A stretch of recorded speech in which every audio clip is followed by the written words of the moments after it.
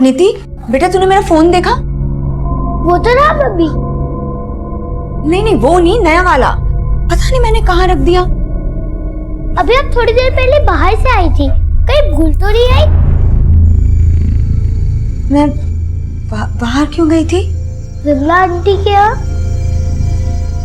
मुझे तो कुछ याद ही नहीं आ रहा है। मम्मी तो ऐसा करते हैं, आपके इस पुराने वाले मोबाइल से आपके नए वाले मोबाइल पे फोन करते हैं।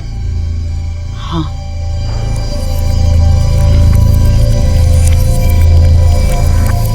कोई फोन ही नहीं उठा रहा।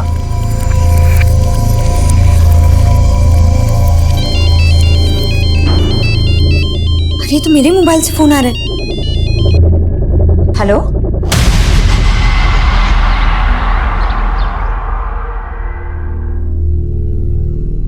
भैया इसको एक गिलास जूस देना।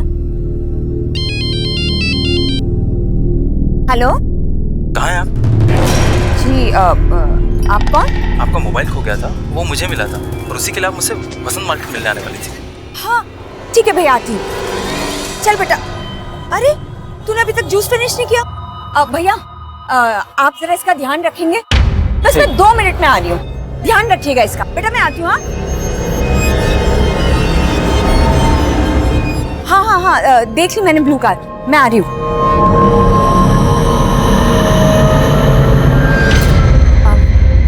भैया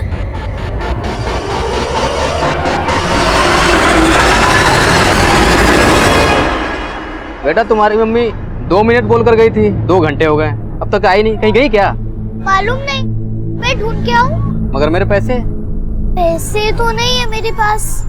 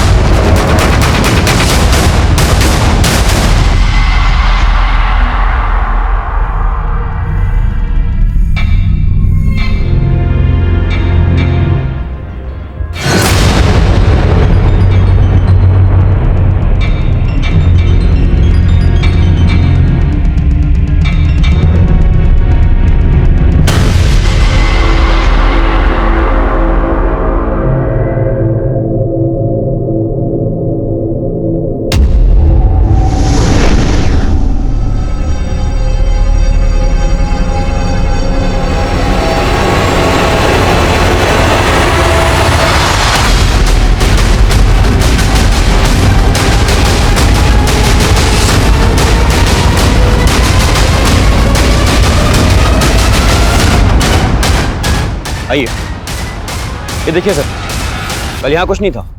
मॉर्निंग में चेक किया तो लगा कोई क्राइम हुआ है, इसलिए आपको इन्फॉर्म किया सर।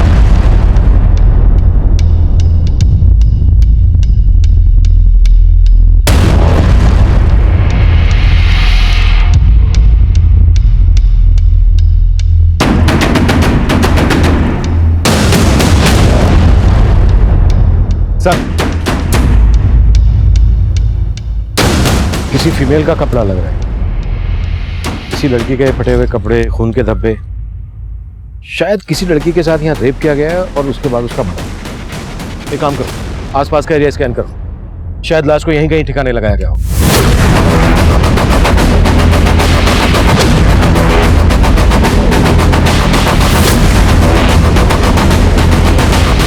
सर, फिलहाल इस लेडीज फुटवेयर और फटे हुए कपड़े के अलावा यहाँ पर कुछ नहीं मिला है। जंगल काफी बड़ा है, छानबीन जारी है। यहाँ से 10 किलोमीटर के रेडियस में कोई रिहायशी इलाका नहीं है। एक काम करो, आसपास के पुलिस स्टेशन से पता करो, शायद किसी पुलिस स्टेशन में किसी औरत की गुमशुदगी की रिपोर्ट फाइल हुई है। नमस्कार, मैं senior inspector Abhimanyu Jindal, crime petrol Dastak में आप सभी का स्वागत करता हूं। आजकल अक्सर हम ऐसा महसूस करते हैं कि रिश्ते आपसी भरोसे से ज्यादा इस बात पर निर्भर करते हैं कि उस रिश्ते से रिश्ता रखने वाले को कितना और कैसा फायदा। स्वार्थ और लालच से चरमराते रिश्ते कई बार अपराध को दस्तक देते हैं। ये केस भी ऐसे ही रिश्तों के साइड इफेक्ट से जुड़ा था, जिसमें कई बड़े अपराधों की दस्तक थी। तब हमें एक सुनसान जगह पर कई ऐसे सबूत मिले जो किसी लड़की के साथ रेप और मर्डर का अंदेशा दे रहे थे, पर हमें कोई लाश नहीं मिली। तब हमें लग रहा था कि शायद हमारा अंदाजा गलत हो, लेकिन तभी एक और केस हमारे सामने आया।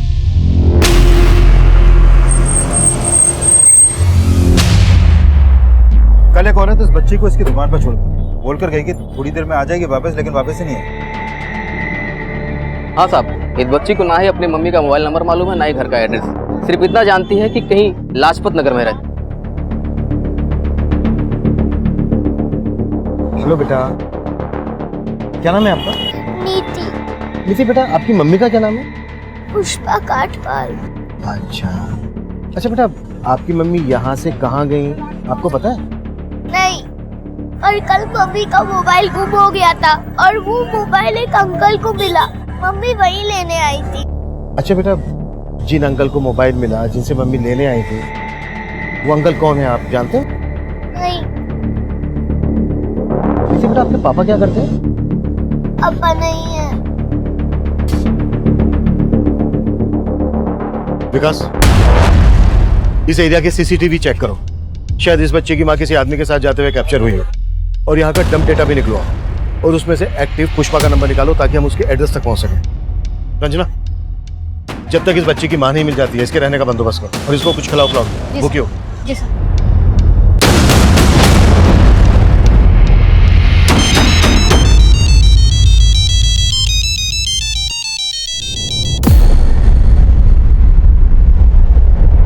सर, नीति ने कंफर्म किया है कि यही पुष्पा कटवाल है, उसकी माँ। फिर उस मार्केट में इस आदमी के साथ एक सीसीटीवी में कैप्चर हुई थी। सर, नीति ने बोला था कि पुष्पा उस मार्केट में किसी आदमी से अपना मोबाइल लेने गई थी, तो हो सकता है आदमी वही हो। लेकिन पुष्पा इस तरह से अपनी बेटी को छोड़कर किसी आदमी के साथ क्यों जाएगी? चक्कर क्या है? सीसीटीवी के इस एंगल में गाड़ी का नंबर नहीं दिख रहा है। पुष्पा का पता लगाने के लिए इस नीली गाड़ी वाले की पहचान करना बहुत जरूरी है। जिस जंगल में खून के धब्बे देखे गए थे, वहां से 1 किलोमीटर दूर एक लड़की की लाश मिली।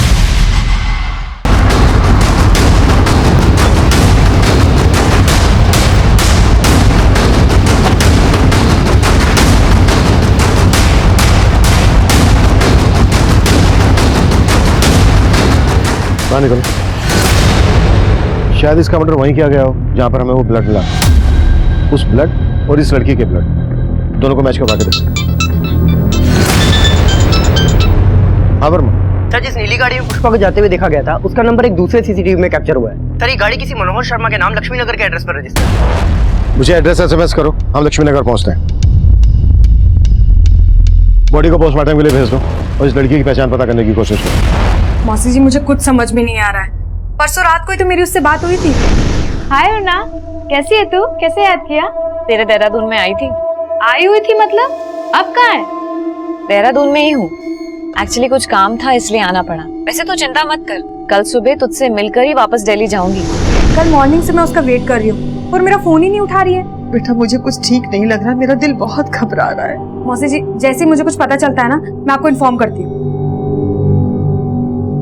मम्मी क्या बोला दीदी ने? वही बोली जो पहले बोल रही थी। गरीबा, मेरा दिल बहुत घबरा रहा है। माँ, मुझे लगता है हमें पुलिस को इन्फॉर्म करना चाहिए।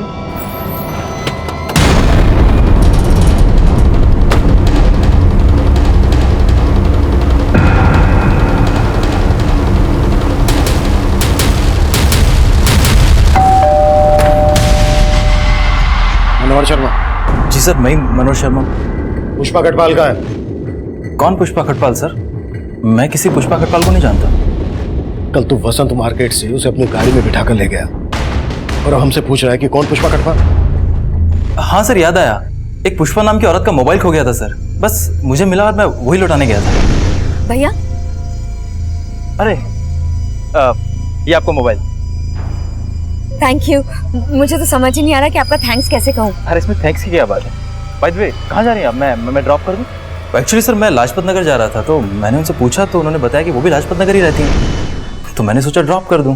पुष्पा वहाँ एक जूस स्टॉल पे अपनी बेटी को छोड़कर आई थी तेरे पास, और तू कह रहा है कि वो अपनी बेटी को छोड़कर तेरे साथ चली गई। छिपा क्या रहा है हमसे, वो बोल। सर, मैं कुछ नहीं छुपा रहा। और सर, अपनी बेटी के बारे में तो उसने मुझसे कोई बात भी नहीं की। पुष्पा को जहाँ तूने ड्रॉप किया वो जगह दिखा।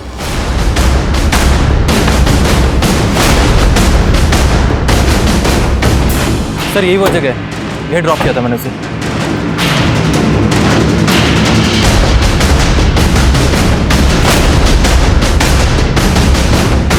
विकास,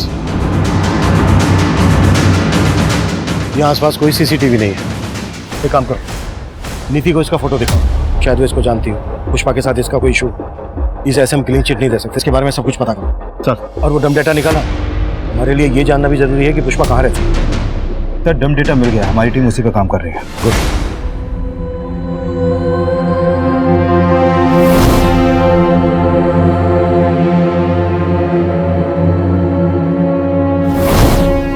अरे नीति बेटा, आप रो मत। और आपने अपना खाना भी फिनिश नहीं किया। मुझे कुछ नहीं खाना। हाँ लेकिन क्यों नहीं खाना नीति बेटा को? खाना तो पड़ेगा, क्योंकि नीति बेटा की मम्मी वापस आने वाले हैं। सच? बिल्कुल सच। और उन्होंने आपके लिए चॉकलेट भी भेजी है। लेकिन नीति बेटा, हमें एक बात पता चली है, आपकी मम्मी को एक अंकल के साथ देखा गया है। कौन अंकल? ये मनोहर अंकल। आप इन्हें जानती हैं? देखा है कभी इन्हें? नहीं। अच्छा नीति बेटा, एक बात बताओ, कोई ऐसा है जो आपको और आपकी मम्मी को पसंद नहीं करता है, झगड़ा करता रहता है आपसे? हाँ अंकल, कुछ दिन पहले एक अंकल आए थे हमारे घर पे। वो अंकल मम्मी पे बहुत चिल्ला रहे थे, फिर मम्मी ने उन्हें बाहर भेज दिया। कौन थे वो अंकल? मालूम नहीं। अच्छा, क्या कह रहे थे वो आपकी मम्मी से?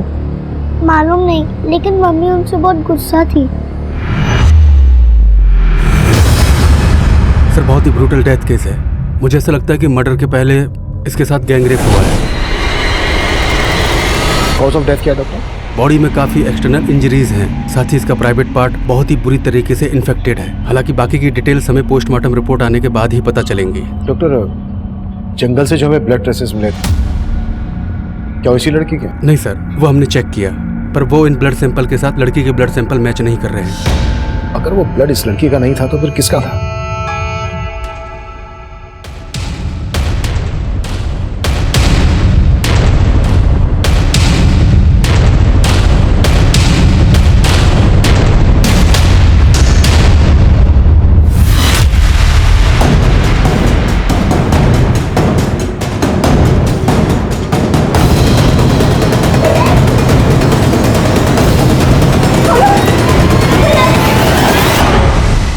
सर, वसंत मार्केट के डम डेटा में पुष्पा कटवाल के 2 मोबाइल नंबर एक्टिव थे।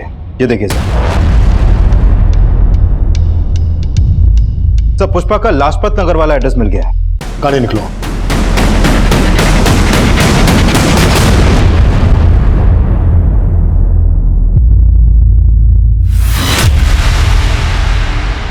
सर, पुष्पा और उसकी बेटी नीति यही घर पे रहती है और पिछले 2 दिन से उसके घर में ताला लगा हुआ है। दरअसल नीति परसों हमें वसंत मार्केट में मिली। पुष्पा जिस जूस की दुकान पर उसे छोड़कर गई थी, वहां लौटकर वापस नहीं आई। ये भगवान, वो फिर से नीति को भूल गई। फिर से नीति को भूल गई मतलब? सर, पुष्पा को भूलने की बीमारी है, इसलिए तो वो कोई भी बात ठीक से याद नहीं रख पाती है और इसी वजह से कई बार वो नीति को खो चुकी है। अरे पुष्पा, कैसी हो? हाँ अच्छी हूँ। अच्छा सुनो ना, कल अष्टमी है तो मैं कन्या जी मारी हूँ, तो नीति को प्लीज भेज देना। ठीक है, भेज दूंगी।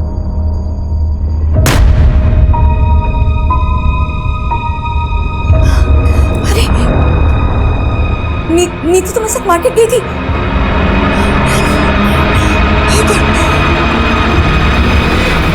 कब से पुष्पा को ये परेशानी? काफी टाइम से। पुष्पा उसका इलाज भी करवा रही है। नीति हमें जिस मार्केट से मिली, उस मार्केट से पुष्पा को इस आदमी के साथ जाते हुए देखा गया था। जानती हो उसे कौन है ये? नहीं सर, इसे मैं नहीं जानती हूँ। पुष्पा का कोई रिश्तेदार? सर, पुष्पा विधवा है, तो उसके फैमिली में ना ससुराल में ना मायके में कोई भी नहीं है। वो बेचारी तो इंश्योरेंस की पॉलिसी दे के अपनी बच्ची को पाल रही है। नीति ने हमें बताया था कि पुष्पा का किसी आदमी के साथ झगड़ा हुआ था। ऐसे किसी आदमी को जानती हो जिसका पुष्पा के साथ कोई इशू हो? नहीं सर। Thank you. सर, मनोहर ने पुष्पा को जहाँ छोड़ा था वो जगह यहाँ पास में ही है, लेकिन सर इस औरत ने बोला कि पुष्पा को भूलने की बीमारी थी। कहीं ऐसा तो नहीं कि पुष्पा को वाकई में याद नहीं कि वो नीति को जूस की शॉप पे छोड़कर मनोहर के साथ यहाँ पर आई? पर इस लेडी ने यह भी बोला कि 2 दिन से यहाँ पर ताला लगा। अगर पुष्पा यहाँ पर आई थी तो विकास, ताला तोड़।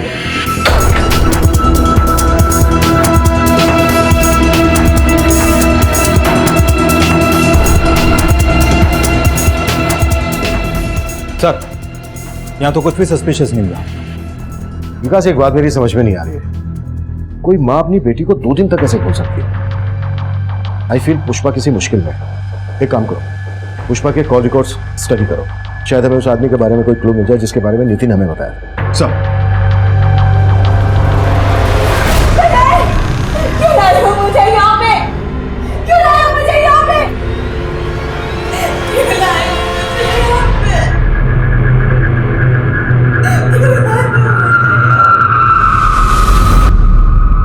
सर, देहरादून के माल रोड पुलिस स्टेशन में एक अरुणा नाम की लड़की की मिसिंग कंप्लेंट फाइल हुई थी। सर, इसकी फोटो उस लड़की से मिलती है जिसकी हमें लाश मिली थी। पुलिस कंप्लेंट किसने की थी? सर, इसकी कजन अदिति नाम है, माल रोड पे रहती है सर। इसकी कजन को बुलाकर लाश की शिनाख्त करो। सर। अरुणा!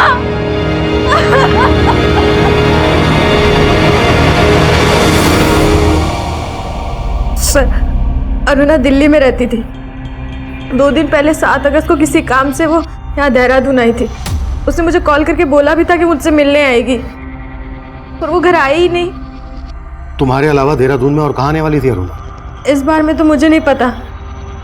अरुणा दिल्ली में रॉयल स्टार होटल में काम करती थी, तो शायद उसी के किसी काम से आई होगी। अरुणा के पेरेंट्स भी दिल्ली में रहते हैं? नहीं सर, अरुणा रोहतक की रहने वाली है, तो उसके मदर और सिस्टर दोनों वहीं रहते हैं। तो दिल्ली में अरुणा अकेले रहती थी? नहीं सर, अपने फियांसे के साथ रहती थी। अरुणा के फैंसी का नाम क्या है और वो दिल्ली में कहाँ रहता है?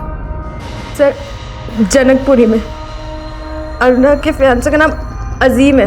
मैंने उससे बहुत कॉल किए, पर अजीम ने मेरा एक भी फोन नहीं उठाया।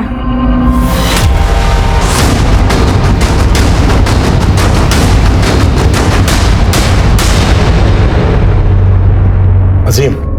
Yes sir. हमें तुम्हारी फैंसी अरुणा की लाश मिली थी देहरादून। अरुणा की लाश? हाँ। अरुणा का सिर्फ मर्डर ही नहीं हुआ, उसका गैंग रेप भी हुआ। अरुणा की कजन अदिति 2 दिन से तुम्हें कॉल कर रही है, तुम उसका फोन क्यों नहीं पिक कर रहे हो? सर, मैं काफ़ी समय से अरुणा का कॉल अवॉइड कर रहा था। मुझे लगा कि अरुणा ने अदिति के नंबर से कॉल किया, इसीलिए मैंने फ़ोन पिक नहीं किया सर। ऐसा क्या हुआ था तुम दोनों के बीच कि तुम उसका कॉल अवॉइड कर रहे थे? तो 6 महीने पहले मैं और अरुणा एक डिस्क में मिले, हम लोगों में बातचीत होने लगी और धीरे धीरे बहुत स्मार्टली तरीके से अरुणा ने मेरी ज़िंदगी में जगह बनाने की कोशिश की। फिर हम साथ रहने लगे और धीरे धीरे एक दूसरे के करीब आ गए। और फिर एक दिन। हाँ जी, अरुणा का। आप कौन? अरे हट सामने से। अरुणा, तू मुझे छोड़कर इसके साथ यहाँ मुंह मार रही है? ये तू हट जा। ठीक अरुणा, मुझे 2 मिनट का टाइम दे रहा हूँ, अपना सामान पैक करो, मेरे साथ चल। अजीम, मैं सच में तुम्हें सब सच बताने वाली थी पहले, लेकिन मैं बस जा सकती हूँ। सर, अरुणा उसी दिन यहाँ से चली गई और उसके बाद मैं उससे कभी नहीं मिला। वो आदमी कौन था? क्या वो वाकई में उसका पति था? पता नहीं सर, न इससे पहले कभी उसे देखा था, न उसके बाद कभी उसे देखा। विकास, अरुणा की कजन बोल रही है कि अजीम उसका मंगेतर था और अजीम बोल रहा है कि अरुणा शादीशुदा थी। इस अरुणा की लाइफ में कई एंगल निकलने वाले हैं। लेकिन सर, ताज्जुब की बात तो यह है कि अरुणा जिस रॉयल स्टार होटल में काम करती थी, वहां से उसने 1 महीने पहले ही जॉब छोड़ दी थी। सर, अरुणा हमारे होटल में ही जॉब करती थी, लेकिन 1 महीना पहले ही उसने जॉब छोड़ दी है। लेकिन उसकी कजिन ने तो बताया था कि वो किसी काम के सिलसिले में देहरादून गई थी। हम क्यों भेजेंगे अपने एम्प्लॉय को बाहर? हो सकता है अरुणा ने कहीं और ज्वाइन किया हो और उनके ही काम से देहरादून गई हो। लेकिन उसने कहाँ ज्वाइन किया इसका पता नहीं चल पाया सर। एक काम करते हैं, रोहतक चलते हैं, अरुणा की मदर से बात करते हैं। रोहतक चलने की तैयारी करो। चल। सर, मैंने पुष्पा के कॉल रिकॉर्ड चेक किए। सर, उसका फोन उस शाम लाजपत नगर में बंद हुआ था जिस दिन उसने अपनी बेटी को जूस की शॉप पे छोड़ा था। सर, उसके फोन से किसी कैलाश महावत नाम के आदमी से लगातार बात होती रहती थी। ये देखिए सर, उसका लास्ट कॉल भी इसी को था सर। क्या ये वही आदमी है जिसके बारे में हमें नीति ने बताया था? नहीं सर, ये वो आदमी नहीं है। मैंने नीति को इसका फोटो दिखाया था और सर मनोहर के बारे में भी कुछ खास पता नहीं चला। मनोहर पर नजर रखो। और पुष्पा को आखिरी कॉल कैलाश ने किया था, कहाँ रहता है ये? सर, इसकी लाजपत नगर में टूर्स एंड ट्रेवल्स की शॉप है।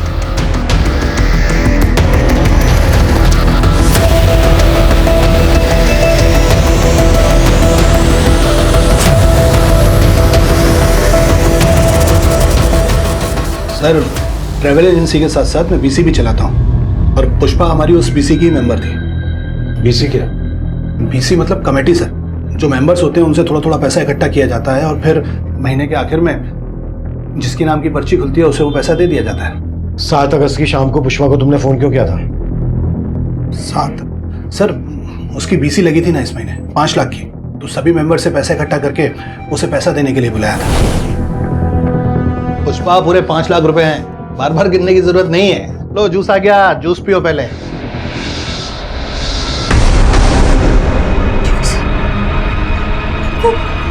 नीति को तो मैं जूस वाली शॉप पे बुलाई। जैसे याद आया तो यहाँ से पैसे लेके तुरंत निकल गई। दिगर वो तो वहां पहुंची नहीं थी। कुछ छुपा तो नहीं रहे हो ना हमसे? नहीं सर, मैं छुपाऊंगा क्यों? जो हुआ था वही आपको बताया। जैसा कि कैलाश कह रहा है कि पुष्पा यहाँ से 5 लाख रुपए लेकर निकली थी, कहीं ऐसा तो नहीं है कि पुष्पा के गायब होने की वजह इन 5 लाख रुपए से जुड़ी है? सर मैं एक काम करता हूँ, इस दुकान से लेकर उस जूस शॉप तक के रास्ते में जितने भी सीसीटीवी हैं सबको स्कैन करवाता हूँ, शायद वहां से कोई लीड मिले। और कैलाश के बारे में भी पता करो, हो सकता है मनोहर और कैलाश का कोई कनेक्शन हो। पुष्पा के कॉल रिकॉर्ड्स में मौजूद हर नंबर की प्रोफाइलिंग करो, शायद वहां से हमें वो नंबर मिल जाए जो उस आदमी से कनेक्टेड हो जिसके बारे में नीति ने हमें बताया। सर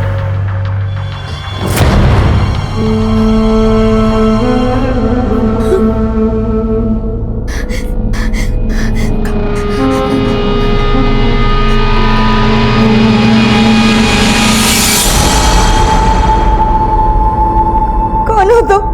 तो अब तेरी याददाश्त भी चली गई? मुझे यहाँ क्यों लाए हो तुम? याद करूं, बिना वजह तो लाया नहीं। मुझे जाने दो, मेरी बेटी मेरा इंतजार कर रही होगी। जाने दूंगा, लेकिन उसके लिए पैसा लगेगा। मेरे पास कोई पैसा?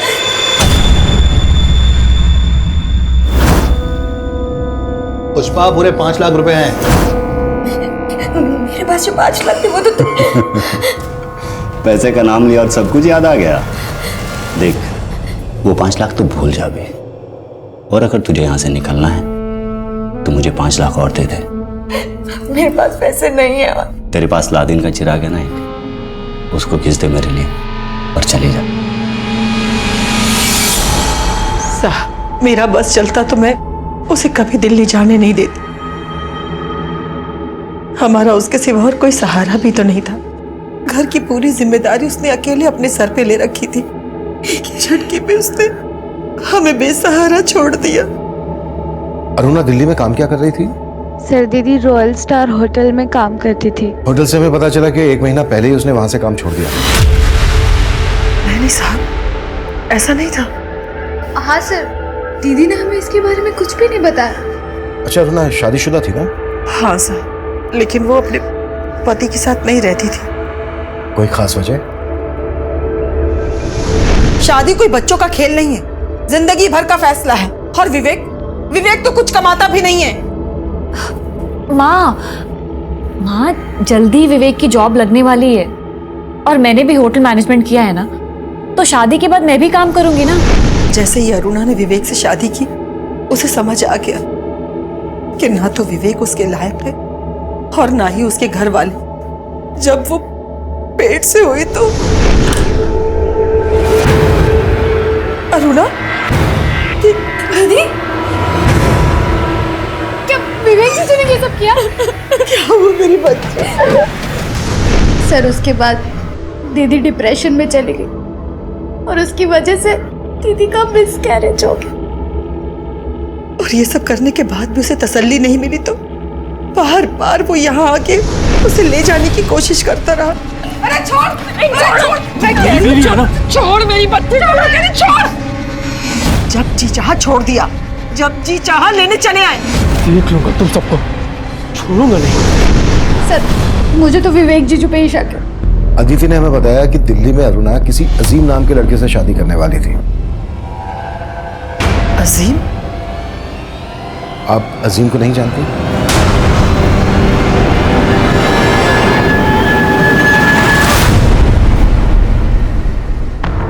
हेलो लॉकी, पैसों का इंतजाम हो गया? हाँ इंतजाम हो गए। अब कहाँ है? मैं वहां आ जाता हूँ। मैं नहीं, मैं तुझसे नहीं मिलूंगी। तू एक काम कर, पैसे लेके गोविंद मार्ग पर पहुंच। वहां सोनू नाम का लड़का तुझे फोन करेगा और तुझसे मिलेगा। तू उसे 5 लाख रुपए दे देना। देखो अब मैंने तुम्हारे पैसों का इंतजाम कर दिया, प्लीज मुझे जाने दो। मेरी बेटी मेरा इंतजार कर रही होगी। पहले पैसा मिलने दे, फिर तुझे छोड़ने के बारे में सोचूंगा।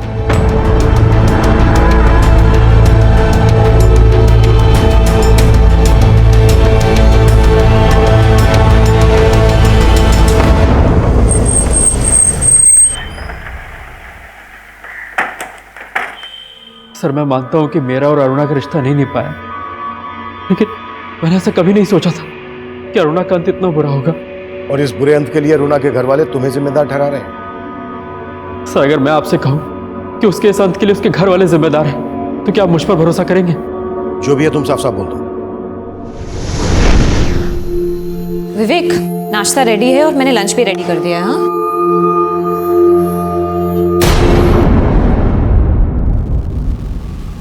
ये क्या कर रहे हो?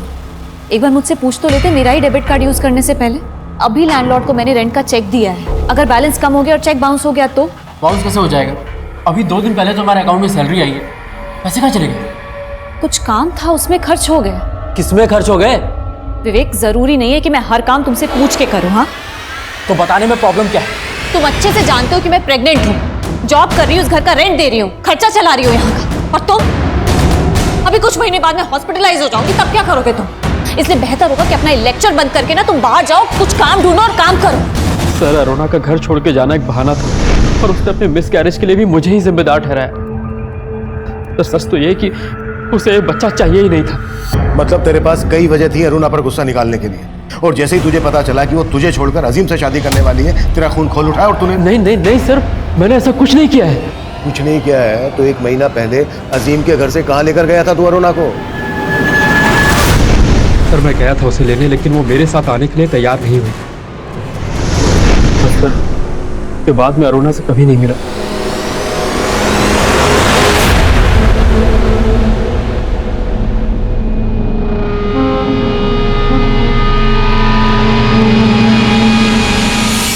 हाँ, पैसा मिल गया। अच्छा, पुष्पा का क्या करना है? पुष्पा तब कहाँ थी इसकी हमें कोई लीड नहीं मिल रही थी, लेकिन पुष्पा के कॉल रिकॉर्ड से उस आदमी के बारे में हमें कुछ पता नहीं चल रहा था। साजिश करने वाला कोई और ही था। वहीं अरुणा के केस में अरुणा का दोस्त अजीम, अरुणा का पति विवेक और होटल रॉयल स्टार का मैनेजर रोहित हमारे प्राइम सस्पेक्ट थे। अजीम और रोहित दिल्ली में रहते थे, विवेक रोहतक में रहता था, और अरुणा की लाश मिली थी हमें देहरादून में। अरुणा का गैंग रेप किन्होंने किया होगा, उसका मर्डर किस मकसद से किया गया होगा, ये पहली तब हमारे लिए और जटिल बनने वाली थी। सर मैंने अरुणा के कॉल रिकॉर्ड स्टडी किए। उसका फोन 8 अगस्त की दोपहर तक उसी जंगल में एक्टिव था जहां से उसकी लाश मिली। लेकिन सर पोस्टमार्टम रिपोर्ट के हिसाब से तो उसकी मौत 8 अगस्त की सुबह 4 बजे के आसपास ही हो गई थी। हो सकता है उसका मर्डर करने के बाद उसका मोबाइल फोन वहीं पर डंप कर दिया गया हो। लेकिन सर इस पोस्टमार्टम रिपोर्ट में यह भी सामने आया है कि अरुणा का गैंगरेप उसकी मौत से करीब 6 से 7 घंटे पहले हुआ था, और उसकी मौत उसके सर पे लगी चोट से ज्यादा खून बहने की वजह से हुई थी। जंगल में जो हमें ब्लड स्पॉट मिले हैं वो अरुणा के ब्लड से मैच नहीं करते। इससे ये तो साफ है कि अरुणा का मर्डर हुआ नहीं हुआ, कहीं और हुआ होगा। अरुणा की बॉडी को बोरे में भरकर डंप किया गया। इसके लिए हमें यह जानना जरूरी है कि 7 अगस्त को अरुणा दिल्ली से देहरादून क्यों आई होगी। सर अरुणा के कॉल रिकॉर्ड में अदिति के अलावा देहरादून का और कोई नंबर नहीं मिला है। अगर अरुणा बस, ट्रेन या फ्लाइट से दिल्ली से देहरादून आई है तो कोई ना कोई लीड मिल जाएगी। विकास, 6 और 7 अगस्त का फ्लाइट, बस, ट्रेन रिजर्वेशन चेक करो। हो सकता है अरुणा किसी के साथ दिल्ली से देहरादून आई हो। और अदिति के बारे में भी पता, उसने ना तो हमें विवेक के बारे में बताया और अजीम को वो अरुणा का मंगेतर बता रही है, जबकि अरुणा की मां अजीम के बारे में कुछ जानती ही नहीं। पुष्पा का कुछ पता चला? सर मैंने मनोहर और कैलाश दोनों को अच्छे से खंगाला, लेकिन कुछ नहीं मिला सर।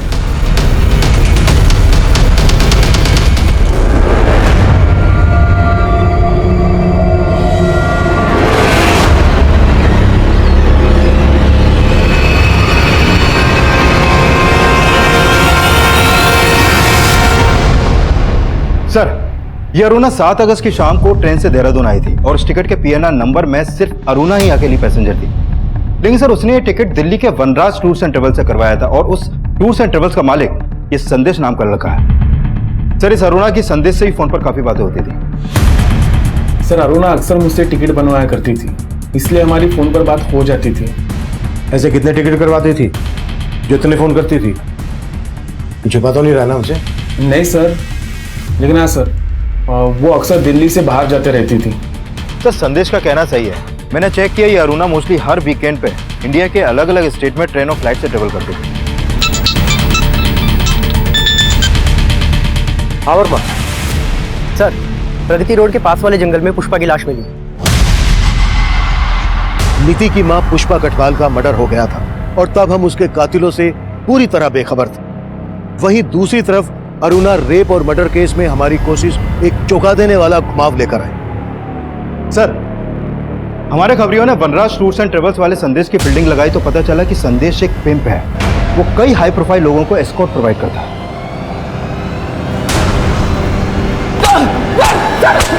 सर मैं मानता हूँ कि मेरा धंधा गलत है, लेकिन अरुणा के मर्डर से मेरा कोई लेना नहीं है। अरुणा को देहरादून क्यों भेजा था ये बोल? क्योंकि वो मेरे लिए काम करती थी, वो भी एक एस्कॉर्ट थी। अरुणा एक प्रोस्टिट्यूट थी? हाँ सर, वो सिर्फ नाम के लिए रॉयल स्टार होटल में काम करती थी और उस होटल का जो मैनेजर है रोहित, वो भी मेरे धंधे में इन्वॉल्व है। सर, अरुणा अपने क्लाइंट के साथ मेरे होटल आया करती थी। उसे वो क्लाइंट संदेश ही दिलवाता था। इसके अलावा मेरा कुछ लेना देना नहीं है सर। अरुणा कब से काम कर रही थी तेरे लिए? करीब 1 साल से। वो रोहतक से मेरे पास जॉब मांगने के लिए आई थी। देख अरुणा, अगर तू चाहे तो लाख रुपए महीना कमा सकती। पर कैसे? सर मैंने उसे एस्कॉर्ट बनने का ऑफर दिया था। पहले तो वो चली गई, लेकिन फिर कुछ दिन बाद वापस लौट के आई। देखो अरुणा, शुरू में ना थोड़ी हिचक होती है, पर तुम टेंशन मत लो। हाँ, बस तुम्हें ना थोड़ा अपना मेकओवर करना पड़ेगा। कि मैं उसे दिल्ली के बाहर अपने क्लाइंट्स के पास भेजने लगा। 7 अगस्त को देहरादून तूने अपने किस क्लाइंट के पास भेजा था अरुणा को? सर वो क्लाइंट मेरा नहीं, देहरादून के मेरे एक आदमी का था। तेरे किस आदमी का? कैलाश महावत।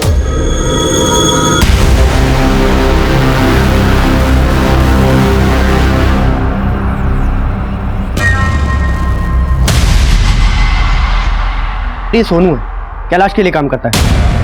और सर ये वही आदमी है जिसके बारे में नीति ने हमें बताया था, जिसका पुष्पा से झगड़ा हुआ था। What? पुष्पा के मर्डर का कनेक्शन भी इस कैलाश से जुड़ा है? हमने कैलाश और सोनू को ढूंढने के लिए अपना खबरी नेटवर्क एक्टिव कर दिया और हमारे खबरियों ने हमें उन तक पहुंचा दिया।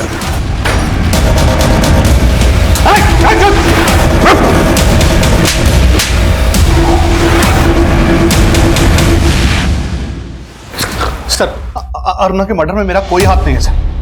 और पुष्पा से तेरा और सोनू का क्या कनेक्शन है? पुष्पा भी मेरे लिए काम करती थी सर। अच्छा सुन, वो मेरे क्लाइंट को ना अरुणा को फोटो बड़ा पसंद आया, तो एक काम कर, 5 अगस्त को बुला ले उसे देहरादून, उनकी जंगल पार्टी को रंगीन बनाने के लिए। लेकिन अरुणा की कीमत याद है ना?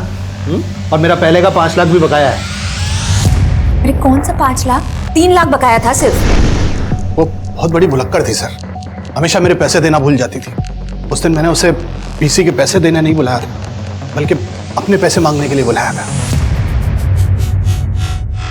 ये ले तेरे 3 लाख। महानात्मा, 5 लाख थे, 5 लाख और 1 लाख इस बार का, 6 लाख रुपए लूंगा मैं।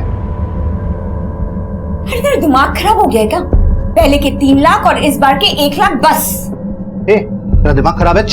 ये जूस मत दे उसे, जहर दे, जहर। निकल बाहर। सुन, 6 लाख रुपए चाहिए मुझे पूरे, 3 लाख नहीं लूंगा।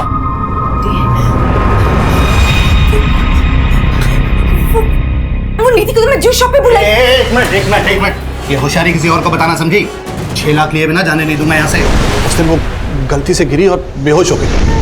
मैंने उसकी मरहम पट्टी कराई थी सर, और उसके बाद उसे गुलमोहर पार्क वाले घर में बंद कर दिया। फिर पता चला सर कि आपने उसकी बेटी को ढूंढ लिया है, और मैं उसे छोड़ नहीं सकता था सर। मुझे मेरे पैसे वसूलने थे सर। पुष्पा ने भी मेरे कहने पर लॉकी को ब्लैकमेल किया और उससे 5 लाख रुपए मंगवाए।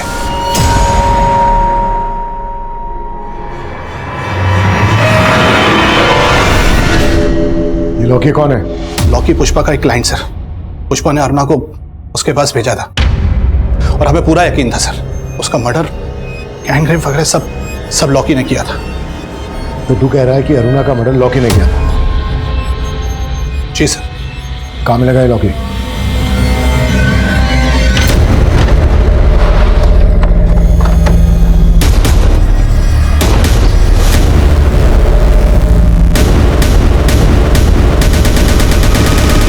सर लॉकी का घर भी बंद है और फोन भी है। इस लॉकी की कुंडली निकालो, इसके हर रिश्तेदार दोस्त सबसे मिलो, कैसे भी करके लॉकी मुझे अंदर चाहिए, वो भी जल्दी ही। सर आपका अंदाजा सही हो सकता है कि अरुणा की माँ को उसके प्रोस्टिट्यूशन के काम के बारे में मालूम था, क्योंकि सर 3 महीने पहले तक अरुणा का रोहतक वाला घर गिरवी था और अरुणा ने 10 लाख रुपए देकर वो घर छुड़वाया था। और सर ये संदेश भी रोहतक का ही रहने वाला है। और सर अरुणा के आस पड़ोस के लोगों को भी शक है कि अरुणा प्रोस्टिट्यूशन के काम से जुड़ी हुई थी। आप ही ने अरुणा को दिल्ली संदेश से मिलने के लिए भेजा था और संदेश भी यहीं रोहतक का रहने वाला है।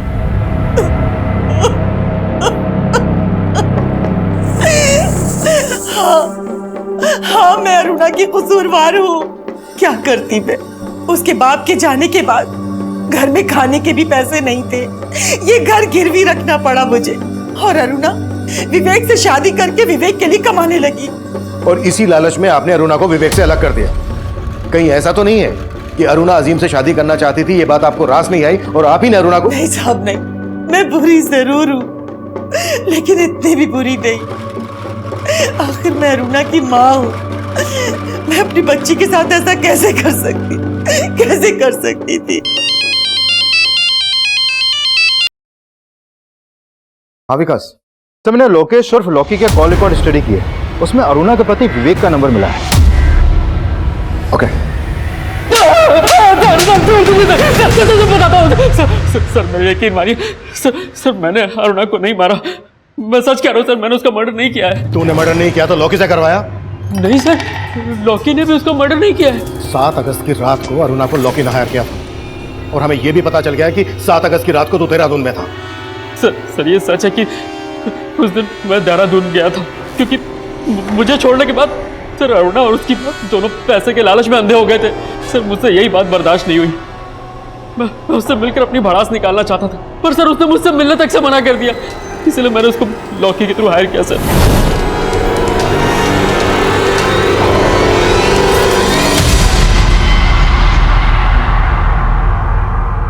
क्यों चौंक गई? पर मुझे तो छोड़ चुकी है तू, मेरी बीवी तो रही नहीं, प्रोस्टिट्यूट है ना, और आज हम सब तेरे कस्टमर्स। क्या बना दिया है तुझे? विवेक मैं जानती हूँ मेरे पास तुम्हारे किसी भी सवाल का कोई जवाब नहीं है। चलो रे, हो गई हमारी बातचीत, जो काम करने आए हो ना वो काम करो। विवेक तुम और सर अरुणा ने मेरे फ्रेंड को इंजर्ड कर दिया था सर, मैं सच कह रहा हूँ सर मैंने अरुणा को नहीं मारा है। तू ऐसे नहीं बोलेगा ना? बोल, लॉकी और बाकी के दोस्त कहाँ हैं तेरे?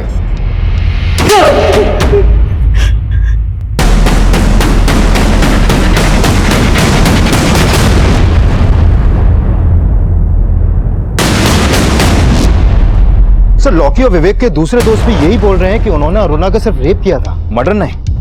पोस्टमार्टम रिपोर्ट से भी यही सामने आया है कि अरुणा का मर्डर उसके गैंग रेप से लगभग 6-7 घंटे के बाद हुआ। अगर उन्होंने ही मर्डर किया है तो इतनी देर तक रुके क्यों? हो सकता है विवेक सही बोल रहा हो, उन्होंने वास्तव में अरुणा को जंगल में छोड़ दिया हो। एक काम करो, फिर से पूछताछ करो। चल।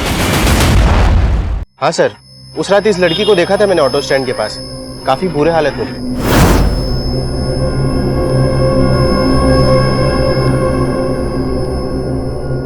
सर तब वो वहां से एक ऑटो से निकल गई।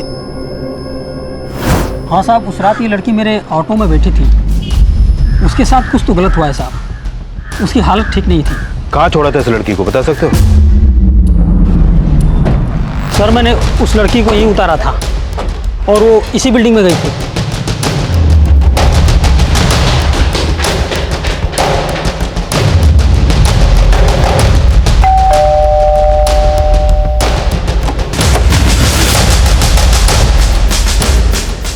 सर मैं मानती हूँ अरुणा यहाँ आई थी, पर मैंने उसे नहीं मारा। तो फिर किसने मारा?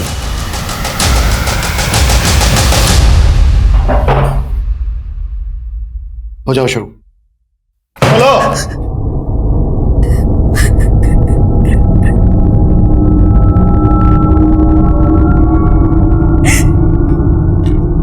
सर, मुझे अरुणा दीदी से नफरत हो गई थी। सबको लगता था कि जैसे वो ये सब काम करती, मैं भी। सब मुझे गंदी नजरों से देखते थे। मुझसे ये जिल्लत भरी जिंदगी बर्दाश्त नहीं होती थी। लेकिन तब मुझे मालूम नहीं था कि अरुणा दीदी ये सब माँ के कहने पे करती। मुझे और आदित्य को पहले से ही मालूम था कि वो देहरादून आने वाली, इसीलिए मैं वहां गई थी। मैं सिर्फ उससे बात करना चाहती थी।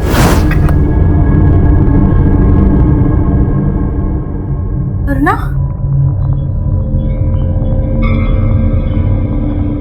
ये क्या हुआ तेरे साथ? हाँ? बहुत मेहनत करके आई हो ना, थक गई हो।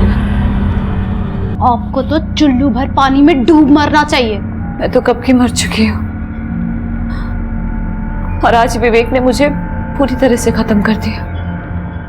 लेकिन सिर्फ विवेक ही नहीं, तुम और माँ भी दोषी हो मेरी इस हालत के।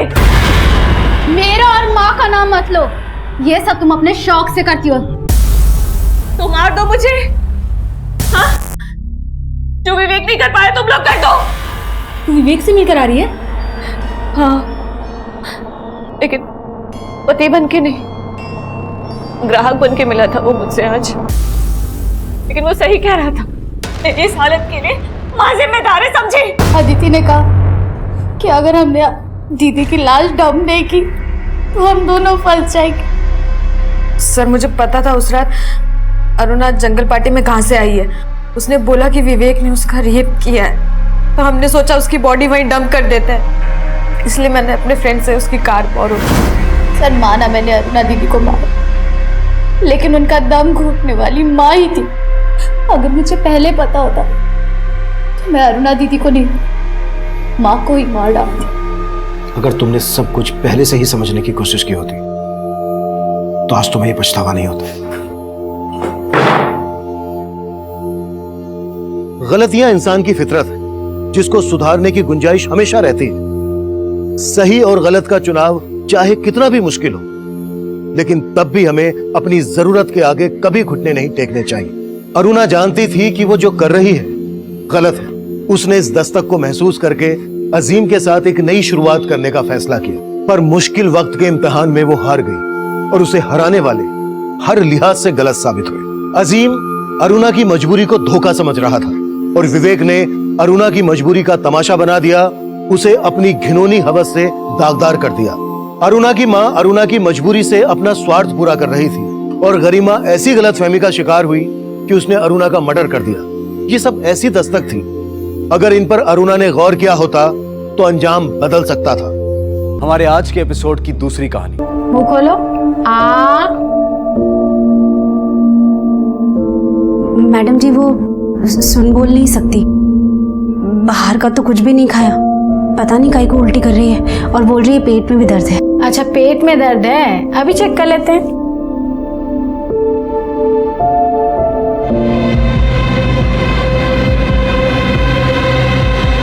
अंदर चलते हैं। हाँ,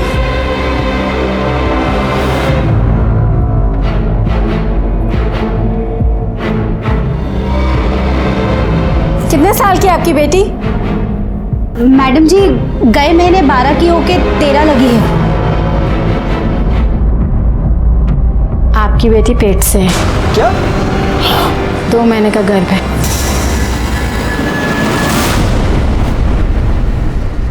कोई भी शारीरिक या मानसिक विकार भगवान की देन होती है और उस पर हमारा कोई कंट्रोल नहीं होता, लेकिन चरित्र का विकार हमारी गंदी सोच से उपजता है। यही सोच समाज को खराब करती है, क्राइम बढ़ाती है। नमस्कार, मैं senior inspector Rajesh Jadhav crime petrol Dastak के आज के इस एपिसोड में आप सबका स्वागत करता हूं। आज मैं आपको एक ऐसे केस के बारे में बताने जा रहा हूं जो 6 महीने पहले मेरे सामने आया था, जब मैं नासिक के सरकारवाड़ा पुलिस स्टेशन में पोस्टेड था। 12 साल की एक बच्ची जो ना सुन सकती थी ना बोल सकती थी, 2 महीने की प्रेग्नेंट थी। ये हमारे समाज का एक बहुत ही घिनौना रूप है। जहां हमें ऐसे बच्चों के साथ हमदर्दी होनी चाहिए, वहीं पर कुछ लोग ऐसे बच्चों का फायदा उठाते हैं। ये बच्चे अपनी तकलीफ बयां नहीं कर पाते और इसीलिए ऐसे केसेस में कल्प्रिट के बच निकलने के चांसेस बहुत ज्यादा होते हैं। ये केस मुझे इसलिए भी याद रहेगा क्योंकि हमारे सामने एक साथ दो केसेस आए थे जिन्हें हमें सॉल्व करना था। दूसरा केस था आरती नाम की एक लड़की का, जो दिमागी तौर पर कमजोर थी।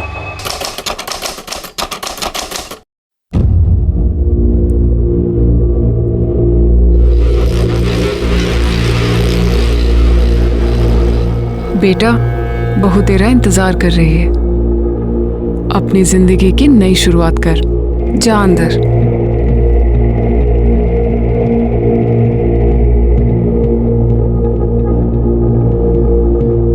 हे भगवान, सब ठीक ठाक हो।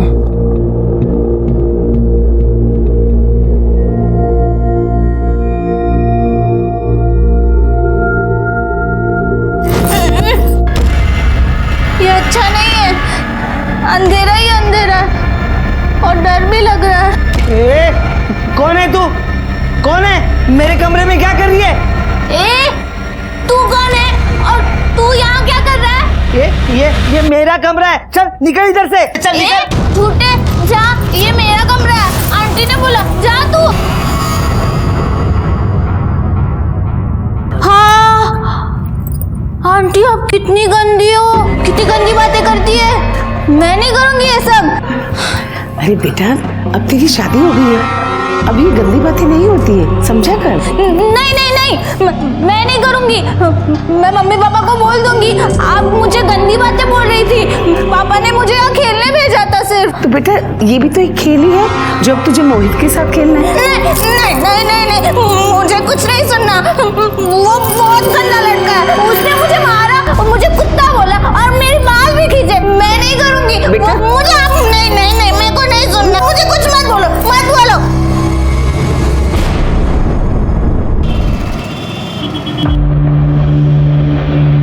देखिए, आपकी बेटी पेट से है। क्या? 2 महीने का गर्भ है।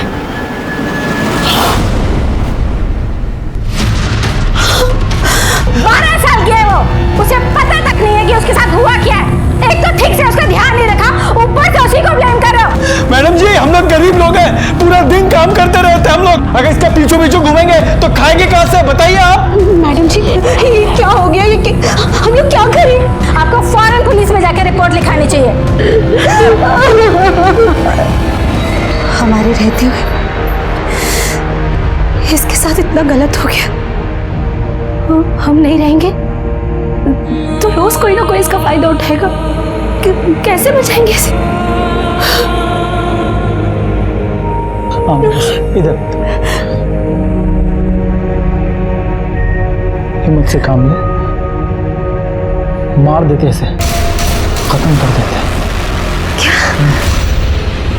बेटी है वो मेरी, ऐसे कैसे बोल रही? मार देते।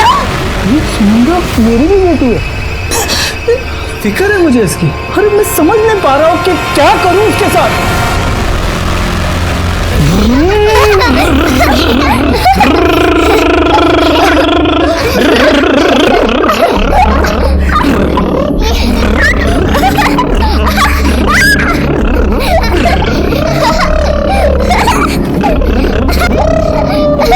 मोहित, मोहित, अरे सुन सुन, क्या कर रहा है तू? सुन मेरी बात सुन, तेरे को जितना खेलना है ना इनके संग खेल ले, इनके कमरे में। मैं आके ये भी नहीं बोलूंगी कि सो जा मोहित, सो जा। अरे तुम दोनों बोलो ना ऐसे कि चलो हमारे कमरे में। चलो ना चाची, चलो ना चाची, चलो ना।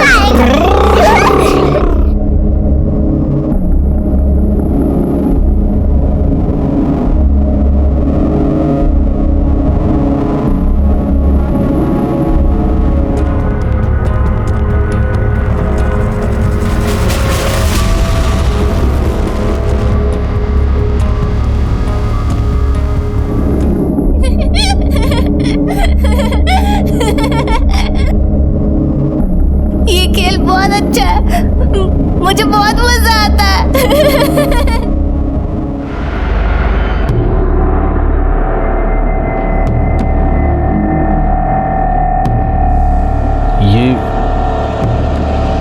ये 12 साल की बच्ची 2 महीने की प्रेग्नेंट है।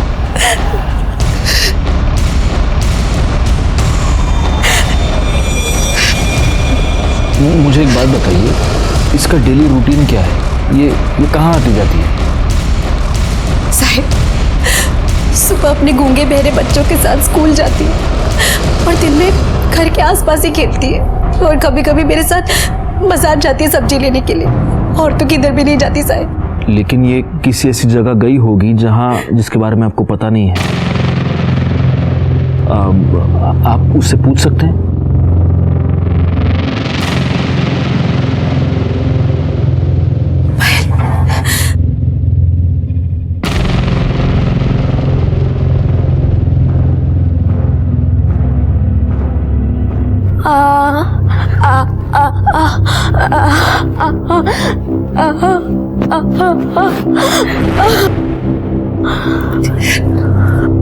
साहिब बोल रही है किधर घर बनने का काम चालू है, उधर ही गई थी।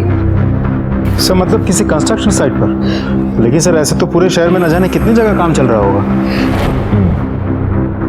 हो सकता है गलती से ये किसी कंस्ट्रक्शन साइट पर गई हो और वहीं पर उसके साथ किसी ने। मोरे भाई एक काम करो, बच्ची को अपने साथ ले जाओ और आसपास के जितने भी कंस्ट्रक्शन साइट्स हैं सब पर चेक करो। हो सकता है ये कल्प्रिट को पहचान ले। Yes sir. और आप प्लीज जितनी जल्दी हो सके इसका अबॉर्शन करवा लीजिए, क्योंकि जितने दिन बीतते जाएंगे कॉम्प्लिकेशन और बढ़ेगी, बच्चे की जान को भी खतरा हो सकता है। ठीक है सर।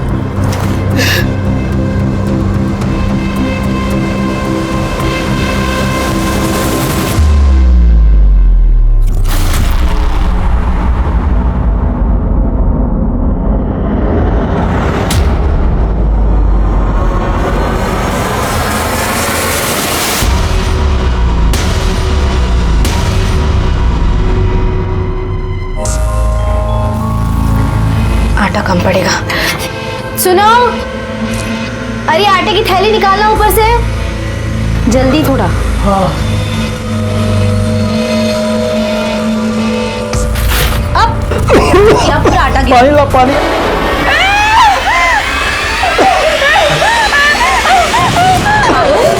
अरे क्या हुआ? अरे बाबा कुछ नहीं, वो आटा गिरा ना तो भूत जैसा दिख रहा है, इसके लिए वो डर गई। तेरा बाबा है। कुछ नहीं कुछ नहीं।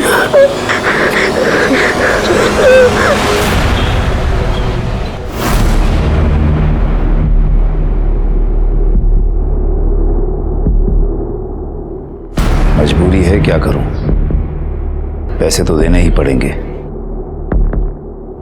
पर इतना मुझे भी मालूम है कि जो हो रहा है वो गलत हो रहा है। सही गलत क्या होता है भाऊ, सिर्फ काम होने से मतलब है। वैसे भी खानदान का वारिस पाने के लिए ये रकम बहुत कम है। चलता हूँ।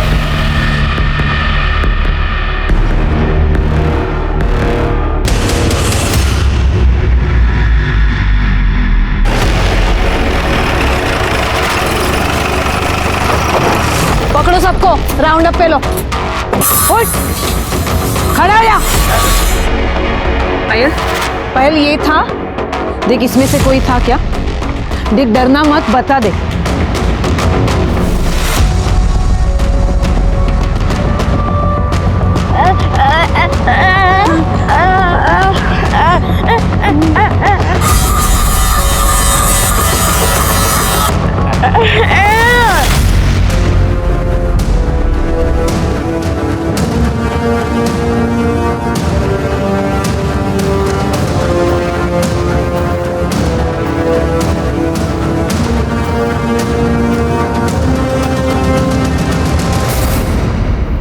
तुम इतना नहीं कर सकती कि रात को मोहित को आरती के कमरे के आसपास जाने से रोक लो?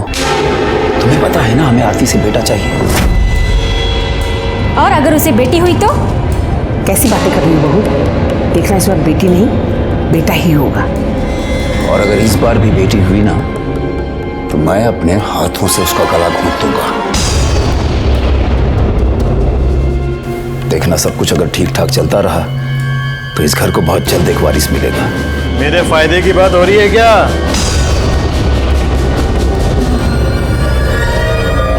बैठने की जरूरत नहीं है, अंदर कमरे में चलो।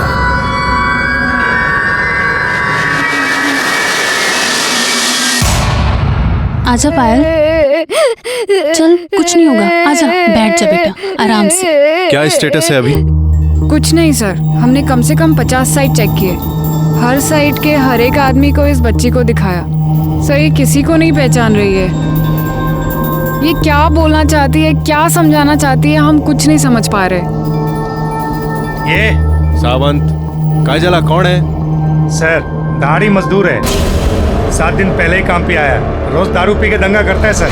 आज इसने हद ही कर दी, एक आदमी का सर फोड़ दिया। काय रे तोला?